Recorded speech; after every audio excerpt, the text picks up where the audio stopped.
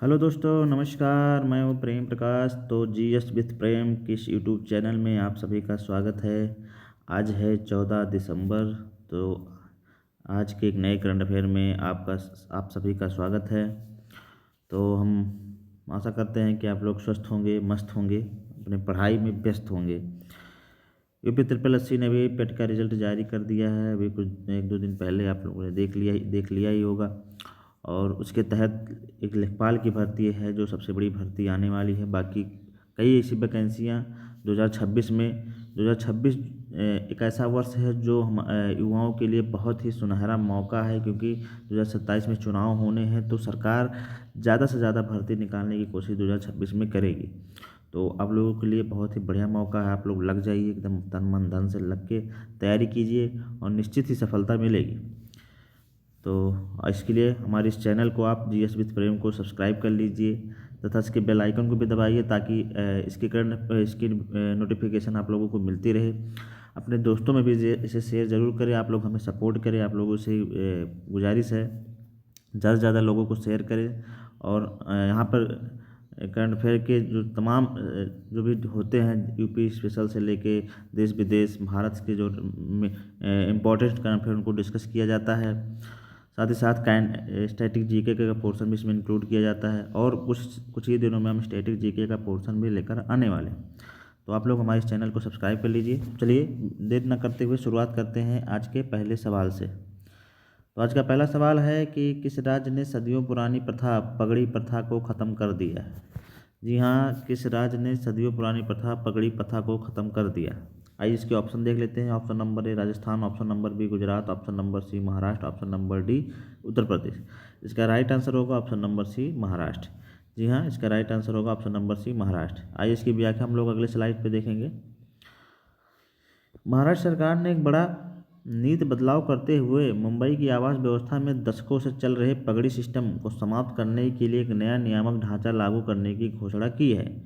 उप मुख्यमंत्री एकनाथ शिंदे ने बताया कि इस कदम का उद्देश्य लंबे समय से चल रही विवादों को सुलझाना है, किराएदारों मकान मालिकों को कानूनी स्पष्ट देना और शहर में पुरानी और जर्जर इमारतों के पुनर्विकास को तेज गति देना है। यह मुंबई के शहरी आवास क्षेत्र में कई दशकों के बाद इसके महत्वपूर्ण सुधारों में से एक है। जी हाँ, तो ये पगड़ी व्यवस्था जो है किराएदारों से संबंधित थी। इसमें क्या होता था, किराएदारों को अस्थायी अधिकार मिल जाता था रहने के लिए, लेकिन अब यहाँ पर जो मकान मालिक हैं उनको अब कानूनी अधिकार मिलेगा अपने घर के लिए, और किराएदार हावी नहीं हो पाएंगे। तो आइए जानते हैं पगड़ी सिस्टम क्या है। पगड़ी सिस्टम में किराएदार जो है मकान मालिक को एक बड़ा मुफ्त प्रीमियम पगड़ी देते हैं। इसके बदले उन्हें स्थायी रहने का अधिकार दिया जाता है। महीने का किराया कम होता था तथा किराएदार अपने टेनेंसी अधिकारों को बेच भी सकते थे और बिक्री से प्राप्त राशि मकान मालिक के साथ साझा करते थे। पगड़ी सिस्टम एक प्री इंडिपेंडेंस स्वतंत्रता पूर्व किराया व्यवस्था है जो 1940 के दशक से पहले मुंबई में काफ़ी लोकप्रिय थी। इस व्यवस्था में किराएदारों के पास दीर्घकालिक कब्जा होता है। तो यहाँ पर हम लोगों ने पढ़ लिया कि पगड़ी व्यवस्था क्या थी। यह एक किराएदारों से संबंधित ये व्यवस्था है, फ्री इंडिपेंडेंस किराया व्यवस्था, जो 1940 के दशक में मुंबई में काफ़ी लोकप्रिय थी। और इसमें किराएदारों का एक दीर्घकालिक कब्जा हो जाता है, जिसमें मकान मालिक कुछ नहीं कर पाते हैं। तो यह मकान मालिकों के दृष्टिकोण से देखते हुए तो यह बहुत ही अच्छा फैसला है वहाँ के लिए। और इसमें किराएदारों का जो कोई कोई किरदार होते हैं कि कहीं रहते हैं तो कब्जा कर लेते हैं कि नहीं हम यहाँ रह रहे हैं, हम इनको इतना पैसा दिए हैं, वो तो इस तरह की बातें भी आती रहती हैं। तो यहाँ पर उन्हीं उन्हीं सब घटनाओं को मामलों को मद्देनजर रखते हुए महाराष्ट्र सरकार ने फैसला किया है। महाराष्ट्र सरकार के सीएम जो हैं देवेंद्र फडणवीस जी हैं, और उप मुख्यमंत्री जो हैं एकनाथ शिंदे जी।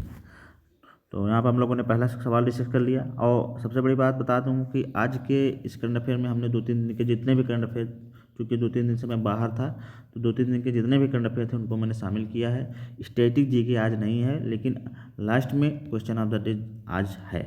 तो आप लोग ज़रूर पढ़ें। आज की क्लास बहुत ही इंपॉर्टेंट है, बहुत सारे क्वेश्चन में शामिल किए गए हैं, इसे आप ज़रूर देखें। तो चलिए शुरुआत देखते हैं। अगला सवाल पर चलते हैं। अगला सवाल देखेंगे। अगला सवाल है कि पहले स्वदेशी हाइड्रोजन फ्यूल सेल पौध का शुभारंभ कहाँ किया गया। इसे आप यूपी स्पेशल से भी जोड़ के देख सकते हैं। पहले स्वदेशी हाइड्रोजन फ्यूल सेल पौध का शुभारंभ कहाँ किया गया।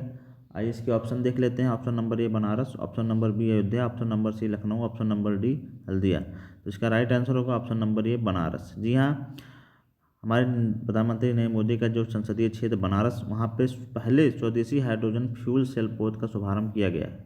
आइए इसकी व्याख्या हम लोग पढ़ेंगे अगले स्लाइड पे। भारत ने हरित नौवहन ग्रीन मैरीटाइम मोबिलिटी के क्षेत्र में ऐतिहासिक कदम बढ़ाते हुए अपनी पहली पूरी तरह से स्वदेशी, जी हाँ ये शब्द याद रखिएगा, पूरी तरह से स्वदेशी हाइड्रोजन फ्यूल सेल यात्री नौका का शुभारंभ किया है। यह नौका वाराणसी के नमो घाट से व्यावसायिक रूप से संचालित होना शुरू हुआ। इसमें केंद्रीय मंत्री सर्बानंद सोनोवाल ने इसे हरी झंडी दिखाकर रवाना किया। यह भारत के स्वच्छ, टिकाऊ और आत्मनिर्भर जल यातायात प्रणाली की दिशा में एक महत्वपूर्ण मील का पत्थर है। इसमें यात्री क्षमता 50 लोगों की है, एयर कंडीशन होता है रहेगा तथा एक बार हाइड्रोजन भरने पर 8 घंटे का संचालन करेगा। Hydrogen fuel plus battery plus solar power तीनों से चलेगा। धुआं नहीं देगा, ना शोर होगा, केवल जल का उत्सर्जन इसमें होगा। तो यह इसकी विशेषताएं हो गई। आइए देखते हैं फिर। यह नौका कोचिन शिपयार्ड लिमिटेड के द्वारा निर्मित आंतरिक जलमार्ग प्राधिकरण IWAI के स्वामित्व में है। इसमें low temperature proton exchange membrane आधारित हाइड्रोजन फ्यूल सेल प्रणाली लगी है, जो हाइड्रोजन को बिजली में परिवर्तित करती है और इसका एकमात्र उप उत्पाद पानी है। जी हाँ, यह पूर्णतः पानी से निर्भर रहेगा और पानी से चलेगा। इसमें कोई भी वैसी हानिकारक गैस या हानिकारक चीज़ें नहीं निकलेंगी और यह बहुत स्वच्छ है और इसे बहुत ही ऐतिहासिक कदम है। नौका की पहली व्यावसायिक यात्रा 5 किलोमीटर नमो घाट से ललिता घाट तक आयोजित की गई। तो यहाँ पर हम लोगों ने पढ़ लिया कि हाइड्रोजन से चलने वाली स्वदेशी फ्यूल सेल यात्री नौका का शुभारंभ हमारे वाराणसी में कर दिया गया है, जो कि नमो घाट से ललिता घाट तक यह 5 किलोमीटर चलाया गया इसे। तो दूसरा क्वेश्चन हम लोगों ने डिस्कस कर लिया। अब हम लोग चलेंगे आज के तीसरे सवाल पे। जी हाँ, आज का तीसरा सवाल हम लोग पढ़ेंगे। तीसरा सवाल है कि कोलकाता में किस फुटबॉलर की 70 फीट ऊंची प्रतिमा का अनावरण किया गया है। जी हाँ, फुटबॉल जो कि कोलकाता जो है फुटबॉल का राजधानी कहा जाता है यहाँ पर। तो आइए इसके ऑप्शन देख लेते हैं। Option number A Cristiano Ronaldo, option number B Lionel Messi, option number C Sunil Chhetri, option number D Kylian Mbappe. तो कोलकाता में किस फुटबॉलर के 70 फीट ऊंची प्रतिमा का अनावरण किया गया है। तो इसका राइट आंसर होगा option number B Lionel Messi. जी हाँ, अर्जेंटीना के स्टार फुटबॉलर हैं। आइए इनकी व्याख्या पढ़ लेते हैं। अगले स्लाइड पर इनके बारे में पढ़ेंगे। भारत के फुटबॉल राजधानी कहे जाने वाले कोलकाता में अर्जेंटीना के स्टार फुटबॉलर लियोनल मेसी की 70 फुट ऊंची लोहे की प्रतिमा स्थापित की गई है। माना जा रहा है कि सबसे बड़ी मेसी की प्रतिमा है। यह भव्य प्रतिमा श्री भूमि स्पोर्टिंग क्लब लेक टाउन साउथ दमदम में स्थापित की गई है। यह प्रतिमा अर्जेंटीना के फीफा विश्व कप विजय का प्रतीक है, जिसमें उन्हें ट्रॉफी उठाते हुए दिखाया गया है। इसका उद्घाटन 13 दिसंबर को लियोनल मेसी वर्चुअली रूप से करेंगे। तो यहाँ पर हम लोगों ने पढ़ लिया कि जो लियोनल मेसी हैं, जो अर्जेंटीना के स्टार फुटबॉलर हैं, और उनकी 70 फीट ऊंची प्रतिमा जो है हमारे कोलकाता में लगाई जा रही है, जो लोहे की प्रतिमा होगी। क्रिस्टियानो रोनाल्डो हैं, जो पुर्तगाल के स्टार फुटबॉलर हैं, सबसे महंगे एथलीट के रूप में मशहूर हैं। सुनील छेत्री हैं, जो हमारे भारत के सबसे स्टार फुटबॉलर, सबसे ही महान फुटबॉलर कहे जा सकते हैं। हमारे भारत के सबसे ज़्यादा गोल उन्होंने किया है। किलियन एम्बाप्पे जो हैं, ये फ्रांस के हैं। ये भी फीफा विश्व कप में बहुत ही फेमस थे। तो ये हम लोग इन लोगों के बारे में हम लोगों ने जान लिया। और अर्जेंटीना जो कि 2022 का फीफा विश्व कप हुआ था, उसे जीता था फ्रांस को हराकर। उसमें मेसी की अहम भूमिका थी और उसी विजय के प्रतीक को यहाँ पे दर्शाया गया, जिसमें वो ट्रॉफी को फीफा विश्व कप को उठाए हुए दिखाए गए हैं। और फुटबॉल दिवस जो कि हम लोग मनाते हैं 25 मई को, इसे भी आप लोग याद रखेंगे। कभी कभी हमारे एग्जाम में पूछ लिया जाता है, बहुत इंपॉर्टेंट है। तो हमारा तीसरा क्वेश्चन हो गया। अब चलते हैं आज के चौथे क्वेश्चन पर। जी हाँ, आज का चौथा क्वेश्चन जो कि रामसर स्थल से घोषित संबंधित है। कोपरा जलाशय किस राज्य का पहला रामसर स्थल घोषित किया गया है। जी हाँ, कोपरा जलाशय। इसके ऑप्शन देख लेते हैं। Option number A Tamil Nadu, option number B Chhattisgarh, option number C Jharkhand, option number D Uttar Pradesh. तो इसका राइट आंसर होगा ऑप्शन नंबर बी छत्तीसगढ़। जी हाँ, कोपरा जलाशय छत्तीसगढ़ का पहला रामसर स्थल घोषित किया गया है। आइए इसकी व्याख्या हम लोग पढ़ेंगे अगले स्लाइड पे। 12 दिसंबर को छत्तीसगढ़ ने पर्यावरण के क्षेत्र में ऐतिहासिक उपलब्धि की है। बिलासपुर जिले के कोपरा जलाशय को राज्य का पहला रामसर स्थल घोषित किया है। यह एक मीठे पानी की आर्द्र भूमि है। जी हाँ, यहाँ आर्द्र होगा, आर्द्र भूमि प्रणाली है। प्राकृतिक और मानव निर्मित दोनों विशेषताओं का समावेश, मुख्य रूप से वर्षा पर आधारित है। इस मान्यता से छत्तीसगढ़ अब अंतर्राष्ट्रीय महत्व की आर्द्र भूमियों को वैश्विक मानचित्र में शामिल हो गया है। यह उपलब्धि जैव विविधता संरक्षण, जल प्रबंधन, जलवायु सहनशीलता के प्रति भारत की प्रतिबद्धता को मजबूत करती है। तो यहाँ पर हम लोगों ने पढ़ लिया कि छत्तीसगढ़ का यह पहला रामसर स्थल है जो घोषित किया गया है और इसका नाम कोपरा जलाशय। जी हाँ, यह बहुत ही इंपॉर्टेंट क्वेश्चन है, हमारे एग्जाम में पूछे जाने की 100% चांस है कि हमारे एग्जाम में यह पूछा जा सकता है, क्योंकि यह पहला है तो इसलिए यह पूछा जाना बहुत इंपॉर्टेंट हो जाता है। और यह उपलब्धि जो है छत्तीसगढ़ की जैव विविधता संरक्षण, जल प्रबंधन, जलवायु सहनशीलता के प्रति बद्धता को मजबूत करती है। और छत्तीसगढ़ में अंजर विजन, जी हाँ, छत्तीसगढ़ में एक अंजर विजन चलाया जा रहा है। अंजर विजन, इसे आप लोग याद रखेंगे 2047 तक, जिसके तहत छत्तीसगढ़ सरकार ने पर्यावरण संरक्षण के लिए 2030 तक 20 आर्द्र भूमियों, जी हाँ, यह भी हमारे एग्जाम में इसके साथ फैक्ट में जोड़ के पूछा जा सकता है कि 2030 तक 20 आर्द्र भूमियों को रामसर स्थल का दर्जा दिलाएगा। तो यहाँ पे इसे याद रख लिएगा। पहला आप लोग याद रखिए कि छत्तीसगढ़ का पहला रामसर स्थल किसे बनाया गया, तो ये कोपरा जलाशय को बनाया गया। और यह किस विजन के तहत बनाया गया, तो यह अंजर विजन 2047 के तहत, जिसमें 2030 तक 20 आर्द्र भूमियों को रामसर का दर्जा दिया जाएगा। तो यह छत्तीसगढ़ से संबंधित हमारा फैक्ट हो गया। छत्तीसगढ़ के बारे में आप लोग जानते हैं कि छत्तीसगढ़ की राजधानी जो है रायपुर में है, और रायपुर है, और वहाँ के जो CM है भूपेश बघेल जी हैं। तो ये सब छत्तीसगढ़ के CM जो हैं शायद विष्णु शर्मा शायद जी हैं। आप लोग इसे हमारे कमेंट बॉक्स में दीजिए, थोड़ा मैं कंफर्म नहीं हूँ। विष्णु शर्मा जी हैं शायद, विष्णु शर्मा शायद जी हैं। तो इसे आप लोग हमारे कमेंट बॉक्स में बताइएगा कि छत्तीसगढ़ के CM का नाम क्या है। चलिए थोड़ा फिर हम अब देखते हैं रामसर के बारे में। रामसर सम्मेलन जो है 2 फरवरी 1971 को रामसर ईरान में हुआ था। ईरान के रामसर शहर में भारत ने 1982 पे हस्ताक्षर किए और शामिल हुआ। भारत में सबसे ज़्यादा जो रामसर स्थल है ब्रिटेन में, उसके बाद फिर मैक्सिको में। भारत के पास 94 हैं टोटल, और 94वां जो है गोगाबिल झील जो बिहार में है। भारत में सबसे ज़्यादा तमिलनाडु के पास 20 हैं, और उसके बाद उत्तर प्रदेश है जिसके पास 10 रामसर स्थल है। तो ये हमारे रामसर स्थल से संबंधित स्टैटिक जीके हो गया, इसे हम लोगों ने डिस्कस कर लिया। अब हम लोग चलेंगे आज के अगले सवाल पे, वन लाइनर के फैक्ट में। जी हाँ, अब यहाँ पर हम लोग वन लाइनर डिस्कस करेंगे। 4 क्वेश्चन जो विस्तृत रूप से हम लोगों ने पढ़ लिया। अब वन लाइनर देखेंगे, जो 1-2 दिन के तमाम जो करंट अफेयर थे उनको हम डिस्कस करेंगे। तो पहला सवाल है कि T20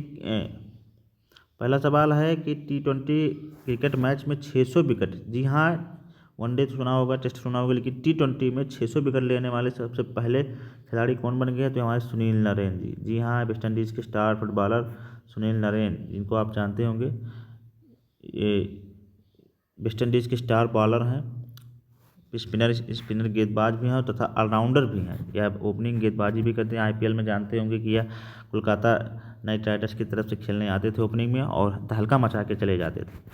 तो ये ओपनर भी हैं और अच्छे गेंदबाज भी, स्पिनर भी हैं। तो हम लोगों ने पहला क्वेश्चन का डिस्कस कर लिया कि T20 मैच में 600 विकेट लेने वाले पहले खिलाड़ी कौन बने हैं, सुनील नरेन जी बने। अगला देखेंगे, रविंद्र सामंत को किस राज्य का लोकायुक्त नियुक्त किया गया है, तो हमारे पश्चिम बंगाल का नियुक्त किया गया है। जी हाँ, यहाँ के CM ममता बनर्जी जी हैं। अगला देखेंगे कि विश्व चक्रीय व्यवस्था मंच WCEF 2026 की मेजबानी किस देश द्वारा की जाएगी, तो ये हमारे भारत के द्वारा की जाएगी। जी हाँ, विश्व चक्रीय व्यवस्था मंच की मेजबानी किसके द्वारा की जाएगी, भारत के द्वारा।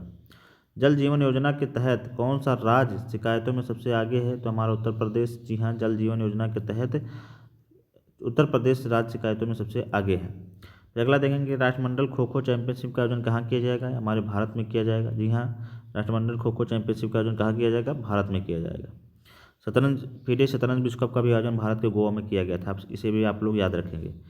किस राज्य ने स्वयं को नक्सलवाद मुक्त घोषित कर दिया है, जी हाँ, नक्सलवाद के खिलाफ सरकार का अभियान चल भी रहा है। तो यहाँ पर मध्य प्रदेश ने अपने आप को नक्सलवाद से मुक्त घोषित कर दिया गया है। इसके लिए छत्तीसगढ़ में एक ऑपरेशन भी चलाया गया था नक्सलवाद के लिए, ऑपरेशन संकल्प, इसे भी आप लोग याद रखेंगे। तो नक्सलवादी एरिया जो है मध्य प्रदेश, छत्तीसगढ़, झारखंड, ये सब जो एरिया हैं नक्सलवाद से ग्रसित हैं। हालांकि बहुत कुछ सुधार हो रहा है, सुधार हो भी गया है। यहाँ पर मध्य प्रदेश ने अपने आप को नक्सलवाद से मुक्त घोषित कर दिया है। अगला देखेंगे, भारतीय भाषा उत्सव 2025 कहाँ मनाया गया, तो यह नई दिल्ली में मनाया जा रहा है। तो यहाँ पर वन लाइनर के फैक्ट हम लोगों ने क्लियर कर लिए। अब हम लोग चलेंगे अगले वन लाइनर के फैक्ट पे। अगला देखेंगे वन लाइनर में, जल शक्ति हैकाथॉन 2025 भारत बिन पोर्टल किसके द्वारा लॉन्च किया गया है, तो यह जल शक्ति मंत्रालय CR पाटिल के द्वारा लॉन्च किया गया है। जल शक्ति हैकाथॉन 2025 और भारत बिन पोर्टल, जी हाँ, इसे आप लोग याद रखेंगे। भारत बिन पोर्टल जो है किसके द्वारा लॉन्च किया गया? जल शक्ति मंत्रालय CR पाटिल के द्वारा। अगला देखेंगे कि किस राज्य सरकार ने भूमि विवाद निपटान के लिए भूमि सुधार संवाद पहल शुरू की है? जो हमारे बिहार ने शुरू की है, बिहार सरकार ने। जी हाँ, जैसा कि भी जानते हैं बिहार में जल्दी चुनाव हुए विधानसभा के, जहाँ पे NDA की सरकार ने भारी बहुमत से सरकार बनाई है और फिर से 10वीं बार नीतीश कुमार जी वहाँ के मुख्यमंत्री बने हैं, तथा वहाँ के जो प्रोटेम स्पीकर हैं नारायण यादव जी बने हैं, तथा स्पीकर जो हैं वहाँ के प्रेम जी बने हैं, प्रेम कुमार जी जो हैं वहाँ के स्पीकर बने हैं, विधानसभा अध्यक्ष जिनको कहते हैं। बाकी वहाँ के राज्यपाल मोहम्मद आरिफ खान हैं। वहाँ पर लोकसभा की सीट 40 है, राज्यसभा की सीट 11 है, तथा विधानसभा की सीट 243 है। इसे आप लोग याद रखेंगे बिहार से संबंधित फैक्ट को। अगला देखेंगे 11 दिसंबर को भारत रत्न से सम्मानित किस पहली संगीतकार MS सुब्बुलक्ष्मी? जी हाँ, यह पहली संगीतकार थी जो जिन्हें भारत रत्न दिया था। यहाँ पर 2 क्वेश्चन आप लोगों को तैयार हो गया। भारत रत्न से सम्मानित पहली संगीतकार, जी हाँ, अगर पूछा जाए कि भारत रत्न से सम्मानित होने पहली संगीतकार कौन है, तो MS सुब्बुलक्ष्मी। तो इनकी कौन सी जयंती पुण्यतिथि मनाई गई? तो यह 21वीं पुण्यतिथि इनकी मनाई गई। अगला देखेंगे कि मुख्यमंत्री सेहत बीमा योजना किस राज्य ने शुरू किया है? तो पंजाब राज्य ने शुरू किया है। फिर अगला देखेंगे अंतर्राष्ट्रीय तटस्थता दिवस हर साल कब मनाया जाता है? तो यह 12 दिसंबर को मनाया जाता है, अंतर्राष्ट्रीय तटस्थता दिवस। सुजलाम भारत एप्लीकेशन किसने लॉन्च किया है? तो यह ग्रामीण पेयजल प्रबंधन ने लॉन्च किया है। जी हाँ, ग्रामीण पेयजल प्रबंधन ने सुजलाम एप्लीकेशन लॉन्च किया है। तो यहाँ पर हम लोगों ने डिस्कस कर दिया। आप ले चलेंगे अगले स्लाइड पे, फिर अगला देखेंगे। अगले स्लाइड पे भी कुछ करंट अफेयर हमारे हैं, उसको भी डिस्कस करेंगे। जूनियर हॉकी वर्ल्ड कप 2025 में भारत ने अर्जेंटीना को हराकर कौन सा पदक जीता है? जी हाँ, तो यहाँ पर हम लोग 2 फैक्ट पढ़ेंगे कि जूनियर हॉकी वर्ल्ड कप 2025 में भारत ने किसको हराया? तो अर्जेंटीना को हराया। और कौन सा पदक जीता? तो यहाँ पर कांस्य पदक जीता। जी हाँ, कांस्य पदक जीता। जूनियर हॉकी वर्ल्ड कप जो है, या आप लोग जानते हैं कि और इसका विजेता अगर आप पूछा जाए तो कौन है, इसे आप लोग हमारे कमेंट बॉक्स में बताइए कि जूनियर हॉकी वर्ल्ड कप 2025 में भारत कप विजेता स्वर्ण पदक किसने जीता है। अगला देखेंगे कि यमनास टूल किस रोग से संबंधित दवा परीक्षणों में उपयोग होता है? तो यह फैटी लीवर रोग में होता है। चराई इच चुंग पक्षी अभयारण्य, जी हाँ, चराई चुंग इच पक्षी अभयारण्य तथा महोत्सव भी ये कहाँ है? चराई चुंग पक्षी अभयारण्य कहाँ तथा यह महोत्सव कहाँ आयोजित होता है? तो यह असम में आयोजित होता है। जी हाँ, असम में। और यह जो चराई चुंग पक्षी अभयारण्य है 1863 में स्थापित हुआ था अहोम राज्य के राजा के द्वारा। जी हाँ, इसे आप लोग याद रखेंगे। फिर अगला देखेंगे कि चैंपियंस ऑफ द अर्थ पुरस्कार 2025 किसे मिला है? तो ये हमारी सुप्रिया सूले जी को मिला है। जी हाँ, सुप्रिया सूले भी चर्चा में थे, जिन्होंने राइट टू डिस्कनेक्ट बिल भी लोकसभा में पेश किया, जो हमारे कर्मी होते हैं, प्राइवेट कर्मी, या जब वो घर जाते हैं तो उन पर काम का प्रेशर तब भी रहता है ऑफिस से संबंधित, तो उसी से संबंधित यहाँ पर उन्होंने right to disconnect bill Lok Sabha में पेश किया था। तो इसे आप लोग याद रखेंगे। चैंपियंस ऑफ द अर्थ पुरस्कार 2025 किसे मिला है? तो ये हमारी सुप्रिया सूले जी को मिला। अगला देखेंगे कि पहली शून्य उत्सर्जक इलेक्ट्रिक ट्रक परियोजना किसने लॉन्च किया? तो सर्बानंद सोनोवाल ने लॉन्च किया। जी हाँ, जहाजरानी मंत्री इनको बोला जाता है, Sarbananda Sonowal. Time magazine CEO of the year किसे चुना गया है? जी हाँ, ये नील मोहन जी को चुना गया है, जो कि यूट्यूब के CEO हैं। नील मोहन जो भारतीय मूल के हैं, ये नील मोहन जी यहाँ यूट्यूब के CEO हैं, इन्हें time magazine CEO of the year चुना गया है। गूगल के CEO सुंदर पिचाई जी हैं, माइक्रोसॉफ्ट के सत्य नडेला जी हैं, तथा अडोब के हमारे शांतनु हैं, जो कि भारतीय मूल से संबंधित हैं। तो ये सब हमारे फेसबुक के आप मार्क जुकरबर्ग जी हैं, इनको भी आप जान लीजिए।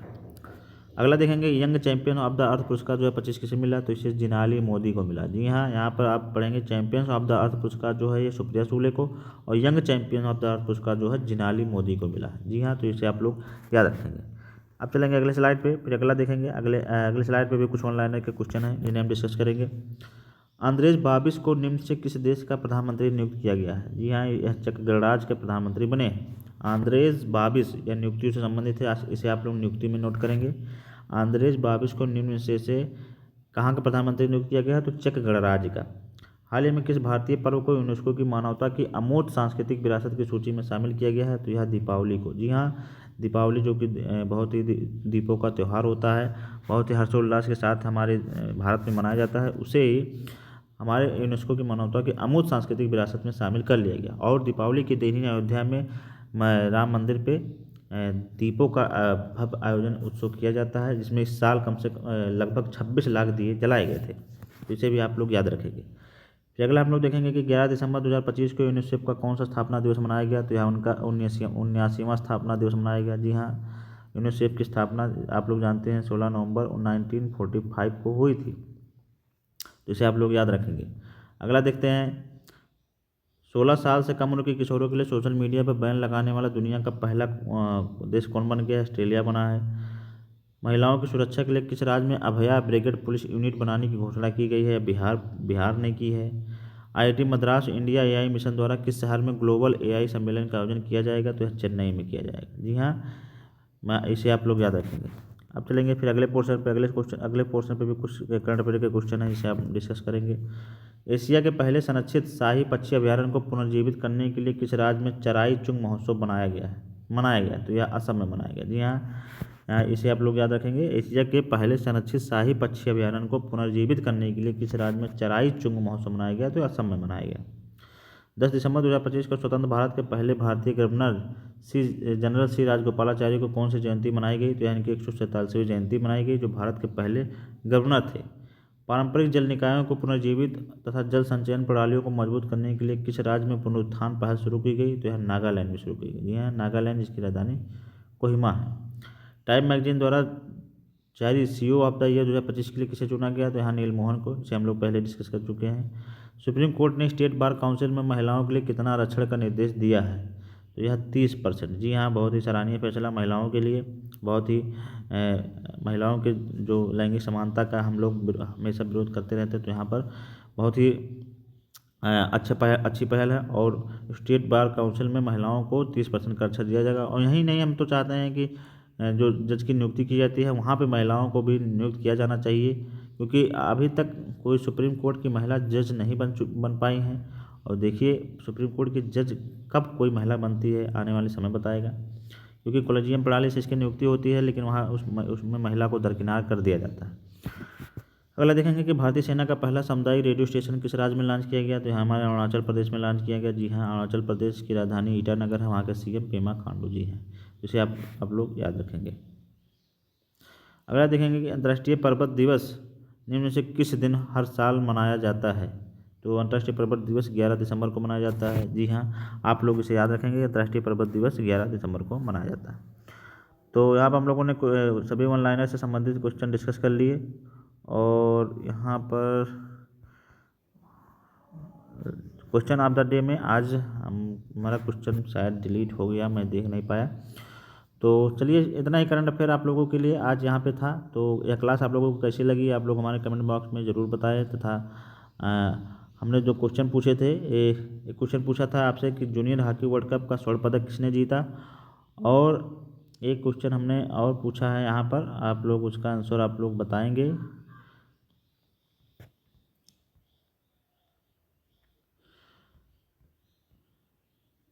जी हाँ, 2 क्वेश्चन हम लोग यहाँ से पूछे थे, इसे आप लोग ज़रूर बताइएगा। और तो आप लोगों को क्लास कैसी लगी, आप लोग हमारे कमेंट बॉक्स में ज़रूर बताइए। और हाँ, साथ ही साथ हमारे इस चैनल को सब्सक्राइब करें तथा बेल आइकन को भी ज़रूर दबाएं, ताकि हमारी इसकी जो नोटिफिकेशन आप लोगों को मिलता रहे। इसके नोटिफिकेशन के लिए आप हमारे डिस्क्रिप्शन में हमारे टेलीग्राम चैनल है, उसे आप ज्वाइन कर सकते हैं। वहाँ पर आपको PDF उपलब्ध करा दी जाएगी। साथ ही साथ हमारे इस चैनल को आप लोग ज़्यादा से ज़्यादा लोगों को शेयर करें, ताकि लोगों को इससे लाभ मिल सके। यहाँ पर तमाम देश विदेश के जो घटनाएं होती हैं उनको डिस्कस किया जाता है, तथा स्टैटिक GK का पोर्शन भी पूरा कवर किया जाता है। तो आप लोगों को क्लास कैसी लगी, आप लोग हमारे कमेंट बॉक्स में ज़रूर बताएं। तथा 2 क्वेश्चन जो हमने पूछे हैं उसका आंसर भी आप लोग हमारे कमेंट बॉक्स में ज़रूर देंगे। तो चलिए, फिर हम लोग मिलेंगे एक नई क्लास में, एक नए जोश, एक नई उमंग के साथ। आप लोग पढ़ते रहिए, मस्त रहिए, स्वस्थ रहिए। बाय बाय, जय हिंद, नमस्कार।